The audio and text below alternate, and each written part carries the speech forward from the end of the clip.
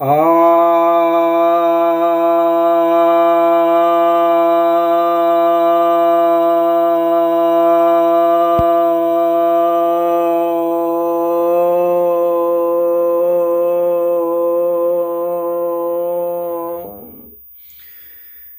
भक्तजनों को सप्रेम नमन। भक्तों, आज मैं आपको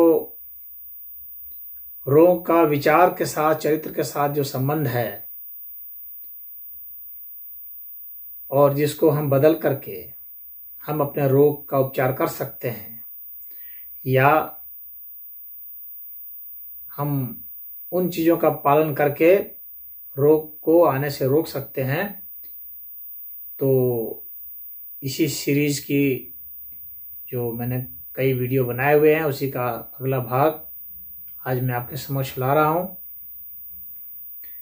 तो आज हम लोग जिस विषय पर चर्चा करेंगे उसमें पहला मैं ले रहा हूं नपुंसकता। यह नपुंसकता पुरुषों में क्यों आती है, किस लिए आती है, महिलाओं में किस लिए आती है? तो सबसे पहले समझिए, इनके मन में यौन संबंधित गलत धारणाएं और ग्लानि भरी धारणाएं होती हैं, वे नपुंसकता के शिकार हो जाते हैं। जो लड़के अपनी माँ से बहुत डरते हैं या जो माएँ अपने बच्चों को बहुत ज़्यादा डराती हैं, लड़कों को, तो उनके बच्चे नपुंसक होने के करीब पहुंच जाते हैं। जिनके भीतर में बहुत ऐसा गुस्सा है जिसको वे निकाल नहीं पा रहे हैं, अपने भीतर भीतर घोंट रहे हैं, वैसे बच्चे, वैसे व्यक्ति नपुंसकता के शिकार हो जाते हैं।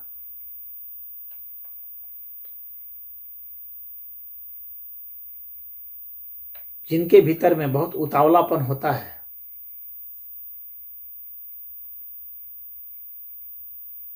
धैर्य नहीं होता, और जो अपने पार्टनर के खिलाफ में गलत भावनाएं रखते हैं, नकारात्मक भावनाएं रखते हैं, उनमें भी ये परेशानी उभर जाती है।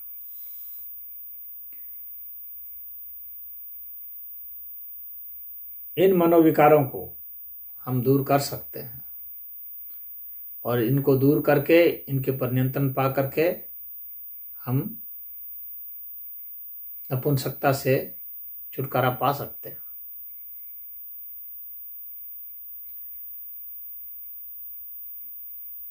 जब व्यक्ति अत्यधिक काम चिंतन करता है, छिप छिप के करता है, तो वह और भी ज्यादा नपुंसकता की ओर उन्मुख हो जाता है।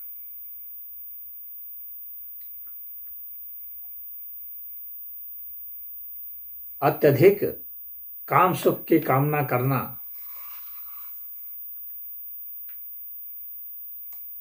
यह बहुत बड़ा कारण बनता है, क्योंकि जैसे ही आप ऐसे कामना करते हैं तो जाहिर सी बात है कि आप फिर अनाप शनाप चीज़ों का प्रयोग भी करते हैं।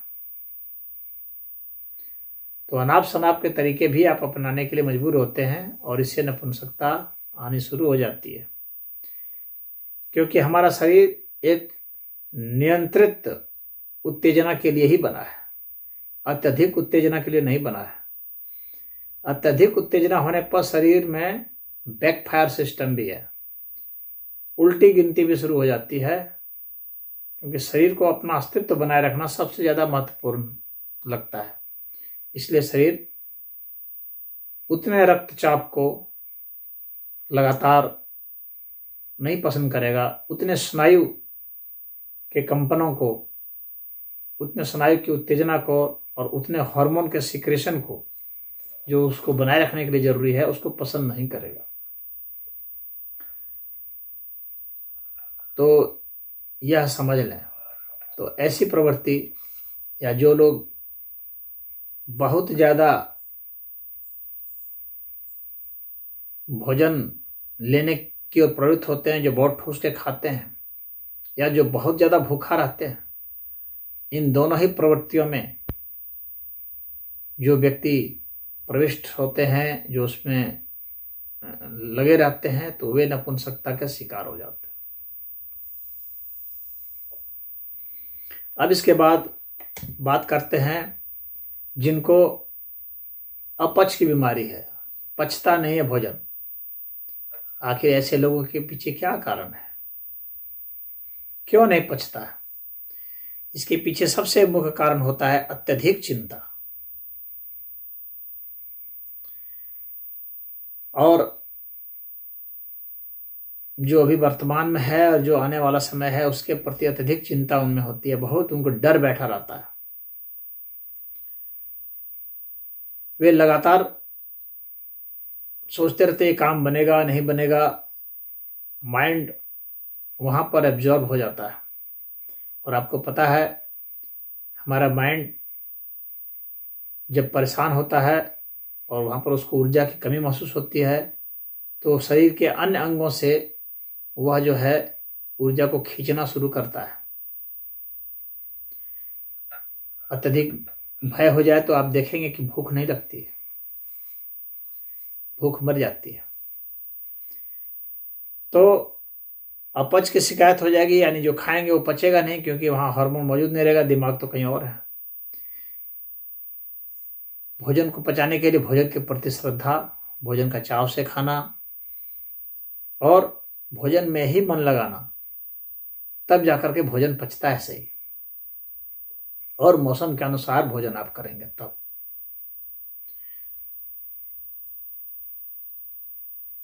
तो यह जरूरी है कि हम अपने उन अत्यधिक चिंताओं से मुक्ति पाएं, तब जाकर के हमारा पाचन प्रणाली सही होगा। तो हमारा पाचन बिगड़ता है तो इसका मतलब है कि हम अनावश्यक तनाव में हैं। और तनाव से मुक्ति के लिए आपको क्या करना है? बहुत सिंपल सा है। आप जो है वशिष्ठ प्राणायाम करें और वैराग मुद्रा अपनाएं। तर्जनी उंगली और अंगूठा इन दोनों को मिला दें, सिर्फ स्पर्श कराएं और लेट जाएं और पेट को फुलाएं थोड़ा सा। और जितना पेट नीचे जाता है, जब प्रश्वास करते हैं यानी सांस छोड़ते हैं, तब उसे और थोड़ा सा नीचे जाने दें। बस इस क्रिया को करते रहें। पैर को समेट लें, लेट करके पैर को समेट लेना है, हाथ को ढीला छोड़ देना है, लेकिन मुद्रा आपको ऐसी बनाए रखनी है। और इसको करेंगे, आप देखेंगे कि आपकी भूख वापस आ गई। कोई जोर नहीं पड़ेगा, आप इसको अपनी इच्छा अनुसार, अपनी क्षमता अनुसार, आवश्यकता अनुसार कर सकते हैं, जितना चाहे। तो अब जो है आपको तीसरी बीमारी की ओर ले जा रहा हूं। व्यक्ति को इन्फेक्शन हो जाता है, उसकी इम्यूनिटी कमजोर पड़ जाती है। उसकी इम्यूनिटी कमजोर पड़ने के पीछे क्या है? उसका चिड़चिड़ापन, अत्यधिक तनाव, अत्यधिक गुस्सा, और वैसा गुस्सा जो कि दबा हुआ है। जो गुस्सा दबा दिया जाता है, वह चिड़चिड़ापन और झुंझलाहट जो होती है, जिसे हम प्रकट नहीं कर पाते हैं, वह ये बहुत ही नकारात्मक भूमिका निभाते हैं, हमारी इम्यूनिटी को डाउन कर देते हैं। हम आर्थिक रूप से या शारीरिक रूप से या मानसिक रूप से जब किसी से प्रताड़ित होते हैं, पीड़ित होते हैं, जब हमारे में भय बहुत बैठ जाता है, तो हमारी इम्यूनिटी बहुत गिर जाती है। और उसके कारण क्या है कि इन्फेक्शन हमें बहुत जल्दी हो जाता है। हम अच्छी तरह से नींद नहीं ले सकते अत्यधिक तनाव के कारण। तो स्ट्रेस हो गया, स्ट्रेस हार्मोन बहुत बन गया, हमने शराब पी ली, हमने गांजा भांग पी लिया, तो मादक द्रव्यों का सेवन कर दिया, सिगरेट पी रहे हैं, बीड़ी तंबाकू खा रहे हैं। अत्यधिक तनाव से दिमाग डिस्टर्ब हो गया, नींद भी ठीक से नहीं आ रही है। नींद नहीं आएगी, इम्यूनिटी गिर जाएगी। अच्छे इम्यूनिटी के लिए अच्छी नींद का होना बहुत ज़रूरी है। और यदि इम्यूनिटी अच्छी नहीं रही, अगर आपने सही नींद नहीं ली, गाढ़ी नींद नहीं आ रही है, तो आप जान लें कि आपको इन्फेक्शन होना ही होना है। पेट में इन्फेक्शन हो सकता है, चमड़े में इन्फेक्शन हो सकता है, नाक में हो सकता है, सर में हो सकता है, गले में हो सकता है, फेफड़े में हो सकता है। इस तरह के इन्फेक्शन हो जाते हैं। तो आपको इन चीज़ों से बचना है और इसके लिए आप प्राणायाम करें। भ्रामरी प्राणायाम, उज्जाई प्राणायाम, चतुर्थ प्राणायाम, अनुलोम विलोम, नाड़ी शोधन, ये सब जो प्राणायाम हैं इनको आप करें। आप देखेंगे कि आपकी इम्यूनिटी मजबूत हो गई। शाकाहारी भोजन लें, सलाद वगैरह ज़्यादा खाएं, गाजर है, पपीता है, टमाटर है, नींबू है, संतरा है, इन सब का चीज़ का प्रयोग करें। फलों को खाएं, जामुन लें, तो आपकी इम्यूनिटी देखेंगे बहुत अच्छी होती है। और इन चीज़ों को खाने से आपकी प्रवृत्ति भी आध्यात्मिक होती जाएगी। अन्यथा मांसाहारी प्रवृत्ति होगी तो आप में हिंसा, क्रोध, ये सब भावना बहुत बढ़ जाएगी। आपकी इम्यूनिटी डाउन होगी, आपको किसी न किसी प्रकार का इन्फेक्शन और टेंशन, तनाव उत्पन्न होगा, मोटापा होने लगेगा, हृदय गति बढ़ने लगी, ब्लड प्रेशर, सांस एबनॉर्मल होगा, सांस में इन्फेक्शन हो जाएगा, या आंतों में इन्फेक्शन हो गया, गैस्ट्रोएंटेराइटिस हो जाएगा। तो इन सब से आप बच सकते हैं इस तरीके से। अब इसके बाद जो अगला है वह है लीवर की समस्या, विशेषकर उसमें जॉन्डिस है। लीवर की समस्या वैसे लोगों को होती है जो बहुत ईर्ष्यालु होते हैं और पक्षपाती होते हैं। जब व्यक्ति बहुत पक्षपाती होता है, दूसरे के प्रति दुर्व्यवहार करता है, किसी का हक छीनता है, न्याय नहीं करता है, दूसरे का हक मारना चाहता है, संतुलित व्यवहार नहीं होता है, संतुलित बयान नहीं होता है, संतुलित विचार भाव नहीं होते हैं, तो ऐसे लोगों को ही जॉन्डिस की शिकायत होती है, या स्प्लीन की भी शिकायत हो जाती है, सूजन आ जाती है, लीवर में भी सूजन हो जाती है। जो आक्रामक होते हैं, गुस्सैल होते हैं और भीतरघात करने वाले होते हैं, वैसे लोगों को ये सब समस्याएं बहुत ही ज़्यादा आती हैं। जो परिवर्तन को स्वीकार नहीं करते,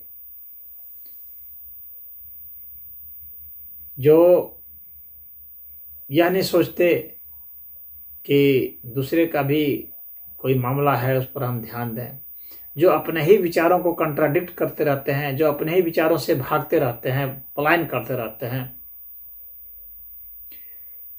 जिन्हें अपने ही विचारों में ग्लानि महसूस होती है, अपने ही विचारों में जिन्हें दोष महसूस हो जाता है, जो अपने ही सिद्धांत पर नहीं टिकते हैं,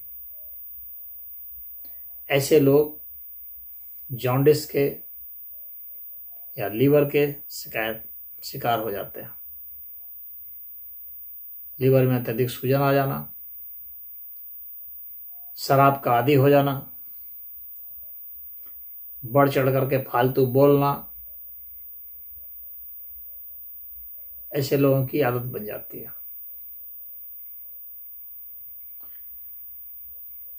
तो यदि आप चाहते हैं कि ये परेशानी आप में ना आए, तो आप अपनी इन भावनाओं को जो प्रेजुडिस है आपकी, उस प्रेजुडिस से दूर रहें। किसी भी व्यक्ति, जाति, धर्म या स्टेट या लिंग या किसी इन आधार पर जो है आप पक्षपात नहीं करें। पक्षपात करेंगे तो आप जान लें कि आप इसके चक्कर में आ ही जाएंगे, आप गिरफ्त में आ जाएंगे। आप लाख दवाई करा लें लेकिन आप बच नहीं सकते। आपको ये होना है। घर में भी लोग पक्षपात करते हैं, अपने ही बहुओं से पक्षपात करना, अपने बेटों से पक्षपात करना, बेटियों से पक्षपात करना, अपने भाइयों से करना, अपने चाचा ताऊ से करना, अपने भतीजों से करना।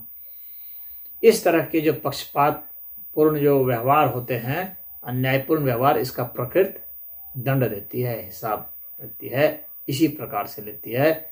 आपकी लीवर को डैमेज करके आपका भोजन ठीक से नहीं पचने लगेगा, भूख नहीं ठीक से लगने लगेगी, खाना उल्टी होने लगेगी, पूरे शरीर में पित्त फैल जाएगा, स्वाद बिगड़ जाएगा, दृष्टि खराब होने लगेगी। तो इन सब चीज़ से बचने के लिए यह जरूरी है कि आप इस तरह के व्यवहार पर अपने ध्यान दें और उनको बदलने का कोशिश करें। तो आज इतना ही। ओम।